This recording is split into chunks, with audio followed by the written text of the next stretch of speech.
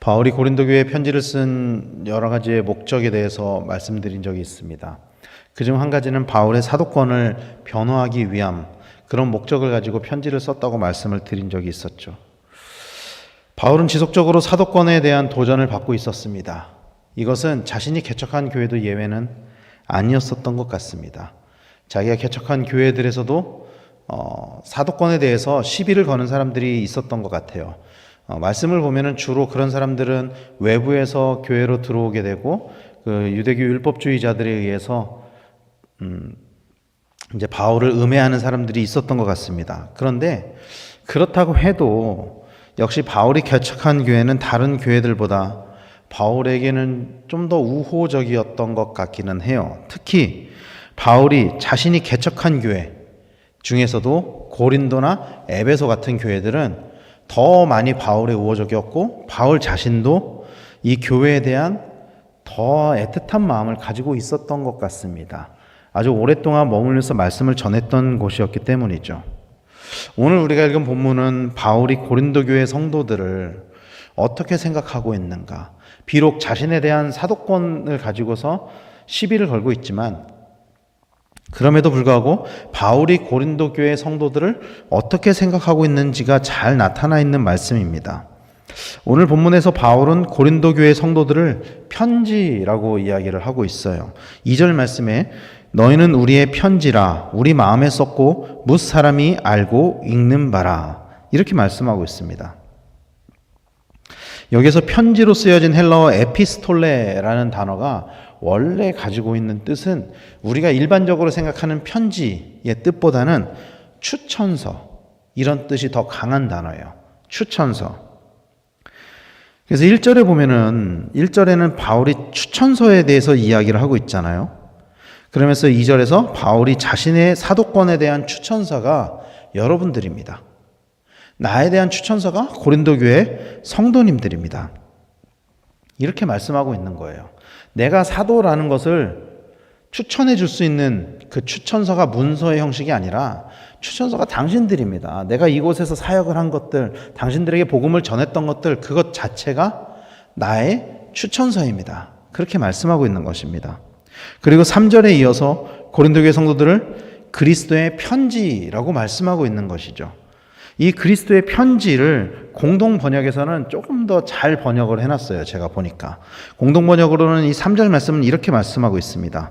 여러분은 분명히 그리스도께서 우리를 시켜 써 보내신 소개장입니다.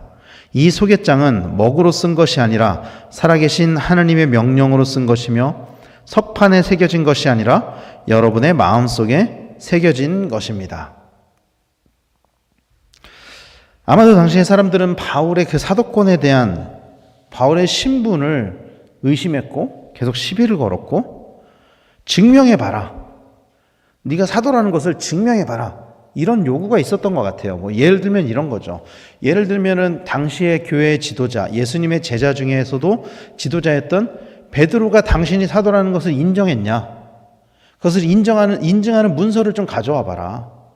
베드로의 서명이 찍힌 그 편지를 가져와 봐라. 추천서를 가져와 봐라. 이런 거죠.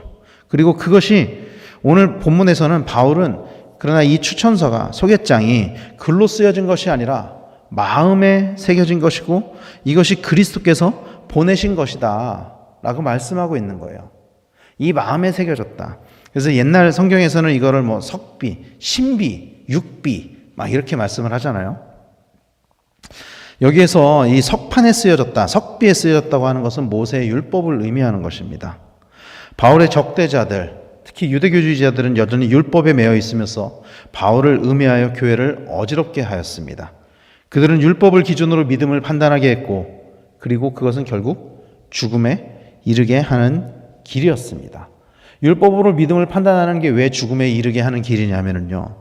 율법은 그 사람의 죄를 알게 하는 것이기 때문이에요. 죄를 알게 하지만 그러나 율법만으로 구원을 얻을 수는 없기 때문입니다.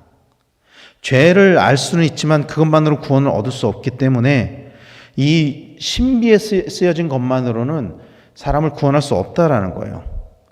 그리고 바울을 대적하는 그들에게는 이 신비에 쓰여진 모세의 율법, 이게 돌판에 쓰여진 이 모세의 율법은 있었지만 구원은 없었다라는 것이죠.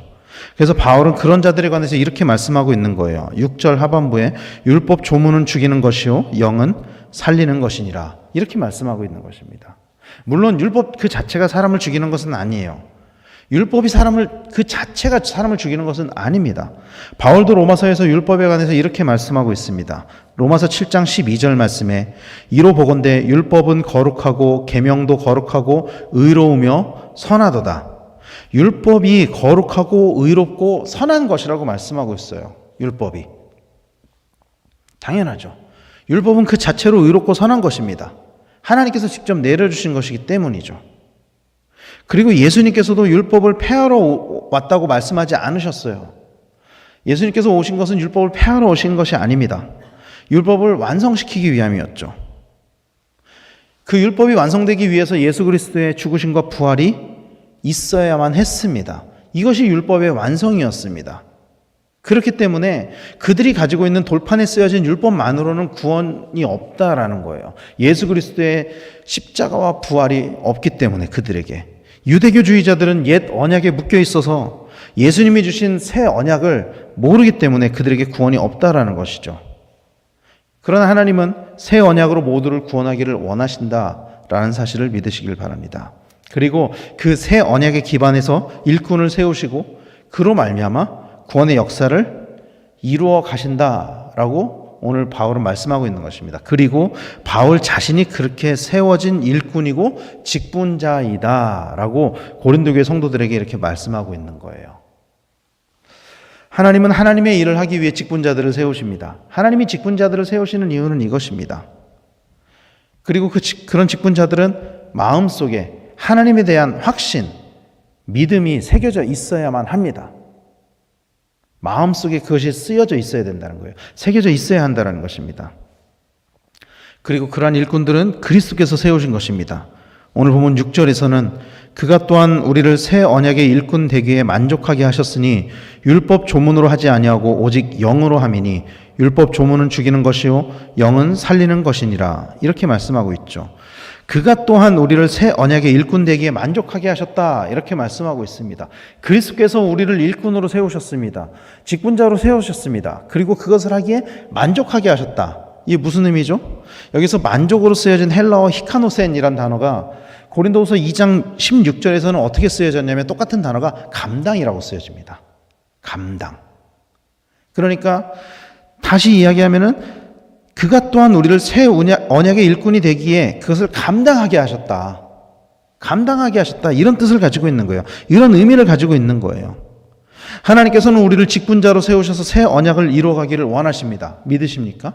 하나님께서 우리를 세우신 이유, 우리를 부르신 이유, 우리를 직분자로 세우신 이유가 이거예요. 새 언약을 세우셔서 그것을 이루게 하기 위해서 일꾼으로 부르셨다라는 거예요. 그리고 그것을 감당할 만한 힘을 주시며 우리를 도우시기를 원하신다. 우리를 도우시고 계신다라고 바울은 말씀하고 있는 것입니다.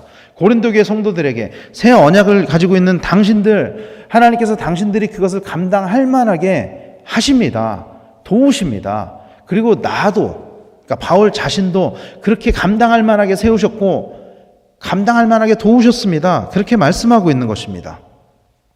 그래서 바울은 이것이 이 땅에서 돌에 새겨진 율법의 직분도 영광스럽지만 그것보다 더 영광스러운 직분입니다 라고 말씀하고 있는 거예요. 9절 말씀에 정죄의 직분도 영광이 있은즉 의의 직분은 영광이 더욱 넘치니라.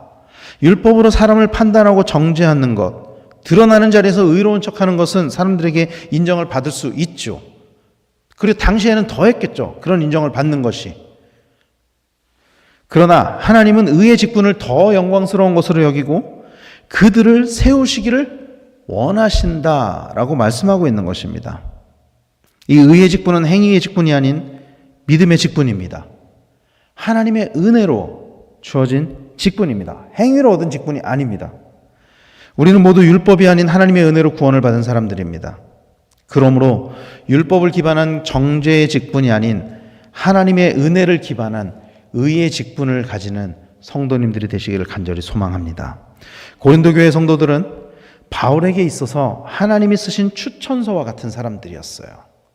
같이 의의 직분을 받은 사람이었고, 그들의 존재가, 그들의 사역이, 그들의 믿음이 바울의 사도권을 변호하고 바울의 신분을 보장하는 사람들이었습니다. 사랑하는 성도 여러분, 교회는 그런 존재가 되어야만 합니다.